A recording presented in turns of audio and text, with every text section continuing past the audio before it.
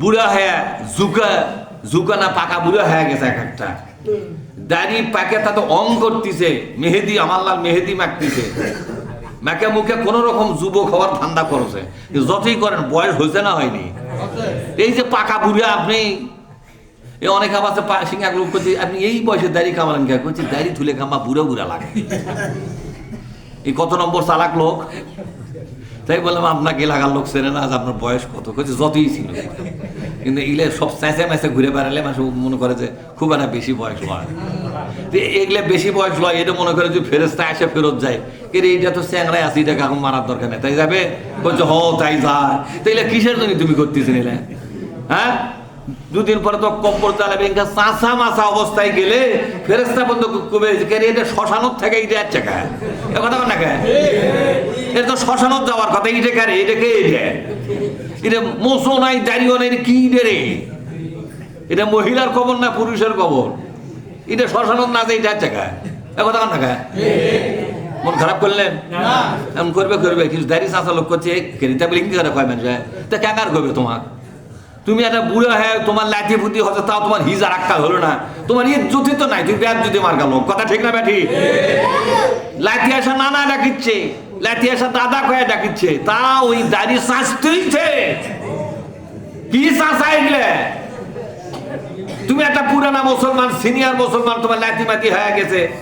অনেক লোক আছে লাতিনের বিয়ে দিয়ে নানা শ্বশুর বা দাদা শ্বশুর হয়নি, কথা হয় না, আবার হচ্ছে কিনা?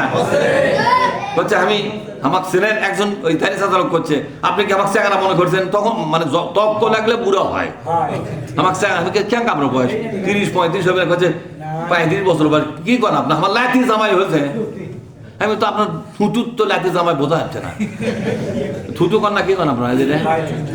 আপনার থুতুর তো লাঠি জামাই নাই, করছে লাঠি জামা থুতুর থাকা, মানে আরেকজন করছে বুঝিস কিছু, থুতুর দাঁড়িয়ে আছে তোর, তুই জানেন নানা শ্বশুর বা দাদা শ্বশুর, এটা কি সাইজ হলে না? কথা কর না কে? আসলে মানুষের লজ্জা কমে গেছে, কি কমে গেছে? আল্লাহ রসুল কি বলছে শুনছে?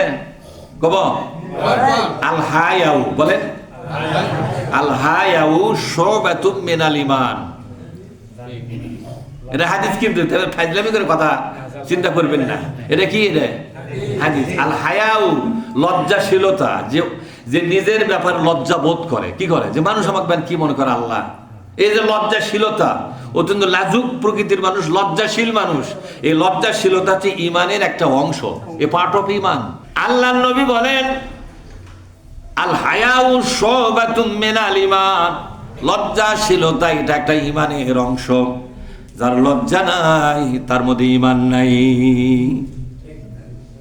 লা হায়াউ লিমান লা ঈমান লাহু, বলেন আল হায়া লা হায়াউন লিমান লা ঈমান লাহু, যার হায়া নাই তার কোনো ঈমান নাই। তাহলে আপনার লজ্জাই হয় নাই, 60 বছরের বুড়া এখনো চাচা মুসলমান হচ্ছে, এই মহিলা তোর আমার মনে হয় ফেরেশতা মতো অবাক হবে, কেন শ্মশানত থাকে এটা হচ্ছে গায়ে, এই তো হিন্দু মনে হচ্ছে, মুখত বিশ্বনবীর কোনো চিহ্নই নাই, যেরকম আছে বিশ্বনবীর একটা চিহ্ন থাকা লাগে না? আপনার পাঞ্জাবি থাকবে না মরণের পরে? থাকবে পাঞ্জাবি? পাঞ্জাবি, পায়জামা, জুব্বা, ওই ধাজি গামছা কিছু নাই, কিন্তু অন্তত কি জিনিস আছে একটা, অন্তত একটা চিহ্ন তো লিয়া যাওয়া পারবে। পাঞ্জাবি খুলে নেবে, হাজি গামছা খুলে নেবে রে ভাইজান, পায়জামা খুলে নিবে, জুব্বা খুলে নিবে, হাতের তসবিটা কেড়ে নিবে, নেবে কিনা জোরে খন, সবটুকু কেড়ে নিয়া কাপড়ের কাপড় পরাইয়া দিয়া আপনাকে কবরে শুয়ে দেবে। এই মুহূর্তে আপনার মধ্যে আর কোনো চিহ্ন নাই, বিশ্বনবীর সাথে পরিচিত হওয়ার কোনো আলামত নাই। একটা আলামত মুসলমানদের থুতুতে আছে, তার নাম কি? দাড়ি দেখেই প্রথম ফেরেশতারা ছবি যে তুলবে, এই ছবির সাথে বিশ্বনবীর চেহারার হুবহু মিল পাওয়া যায়। কিন্তু কোথায় আপনার সেই চেহারার মিল কোথায়? ঠিক না? মন খারাপ করতেছেন নাকি ভাই? মন খারাপ করলে ক্ষমা করবেন, আমি আপনার উপকার করতেছি, আমি আপনার ভালো চাই। আপনি কালকেই মারা গেলে যাতে একটা চিহ্ন লিয়া কবরত যাওয়া পারবেন, ঠিক না ব্যাটি? হ্যাঁ, আমার যে বাবা মারা গেছেন, উনি মাদ্রাসায় চাকরি করতেন আমার মতোই। তো উনি আমাকে একদিন মা করছে তোর বাপ খেপে গেছে। আমি দাখিলি যখন পরীক্ষা দেই, দাখিলি সে কোন সালে? সেই সময় আমি পরীক্ষা দেওয়া পড়াইলে চাইতেছি না। আর আমার নিয়ত আসলো যে দাখিল পরীক্ষা দিয়ে রেজাল্ট খারাপ হোক ভালো হোক দাড়ি আর শ্বাস মরা দেখি কি হয়েছে, বুঝলেন না?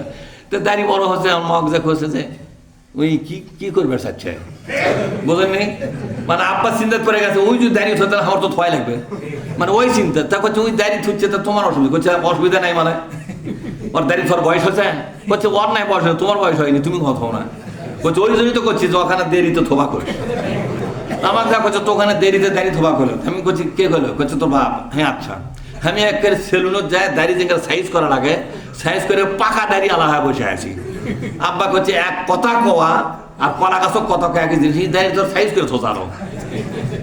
পরের বার থেকে আব্বা সেলুনত যায় করছে সেই সেলুন আলা যে আব্বা ইয়া করে আমি ওটি যা করে লিয়াছি ওই সেলুন আলা কয়ে যাচ্ছি যে আপনার আব্বা খানা অজমিসুদকে ঠিক করে দিয়ে পারবেন না। করছে পারো বা দেখি চেষ্টা করি।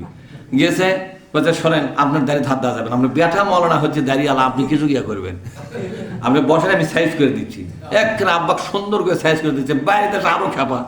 তো মা করছে যে শোনো দাঁড়িয়ে কব্বর যাওয়া মান্না মা অস করে করছে দাঁড়িয়ে কব্বর যাওয়া পুরুষ মানুষের জন্য ভালো, বুঝতে পারেননি?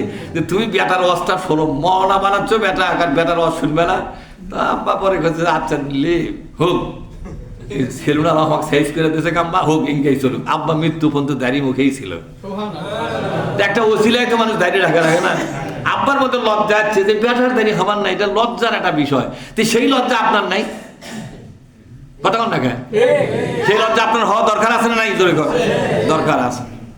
সম্মানিত ভাইয়েরা, আল্লাহ তাআলা বলছেন ও মুসলমানেরা তোমরা লজ্জাশীলতাকে অর্জন করো।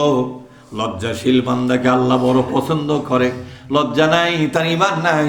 লজ্জাহীন মানুষ আল্লাহর দরবারে কোনো পুরস্কার পাবে না, কোনো সম্মান মর্যাদা পাবে না।